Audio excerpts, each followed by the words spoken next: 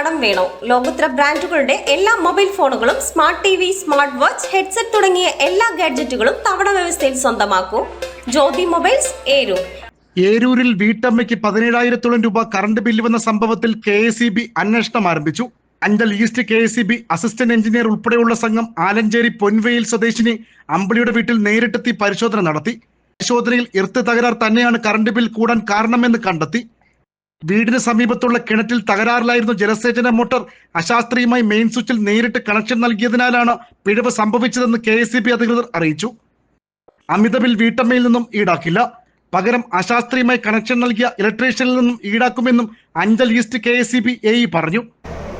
ഇത്തരത്തിൽ അപകടകരമായ സാഹചര്യത്തിൽ തെറ്റായ കണക്ഷൻ കൊടുത്ത ആളെ കണ്ടെത്തി, ആ ഇലക്ട്രീഷ്യനെ കണ്ടെത്തി അദ്ദേഹത്തിൽ നിന്നും ഇവർക്കുണ്ടായ നഷ്ടമില്ലാതെയാണ് ഇലക്ട്രിസിറ്റി ബോർഡ് പരിശ്രമിക്കുന്നത്. വീട്ടുകാരെ അടയ്ക്കേണ്ട കാര്യമില്ല, കാരണം ആ ഒരു ഇത്രയും അപകടം ഉണ്ടാക്കാൻ സാഹചര്യം ഉണ്ടാക്കിയ വ്യക്തിയാണ് ഇതിനെ അടയ്ക്കാൻ ബാധ്യസ്ഥ. അതെ, അവരുടെ ജീവൻ വരെ നഷ്ടപ്പെടുന്ന അവസ്ഥയിലായിരുന്നു ഇത്രയും ഉത്തരവാദിത്തമില്ലാത്ത രീതിയിൽ ഈ വയറിങ് ചെയ്ത് വെച്ചിട്ടുണ്ട്. ELCB ഒരു അംഗീകൃത ഇലക്ട്രീഷ്യൻ ഒരിക്കലും ELCB ബൈപ്പാസ് ചെയ്യാൻ ശ്രമിക്കില്ല. ഓരോ അംഗീകാരമില്ലാത്ത ഇലക്ട്രീഷ്യനോ അല്ലെങ്കിൽ വ്യക്തിയോ ആണ് ഈ ചെയ്തിരിക്കുന്നത്. മോട്ടോർ പ്രവർത്തിക്കുന്നില്ലായിരുന്നല്ലോ.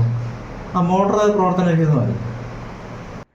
സർക്കാരിൽ നിന്നും അനുവദിച്ച നിർമ്മാണം പൂർത്തീകരിക്കാത്ത ചെറിയ വീട്ടിൽ ഒറ്റയ്ക്ക് താമസിച്ചു വന്ന അമ്പിളിക്ക് 17,444 രൂപയാണ് കറണ്ട് ബില്ലായി വന്നത്.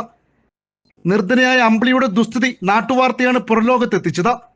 തുടർന്ന് പൊതുപ്രവർത്തകരും പഞ്ചായത്ത് പ്രസിഡന്റ്, വാർഡംഗം ഉൾപ്പെടെയുള്ളവർ സ്ഥലത്തെത്തി ജില്ലാ കളക്ടർ, KSEB അധികൃതർ ഉൾപ്പെടെയുള്ളവരെ വിവരം ധരിപ്പിക്കുകയായിരുന്നു. എന്തായാലും തുക തന്നിൽ നിന്നും ഈടാക്കില്ല എന്ന KSEBയുടെ വാക്കിൽ പ്രതീക്ഷ അർപ്പിച്ചിരിക്കുകയാണ് അമ്പിളി. നാട്ടുവാർത്ത, ഏരൂർ.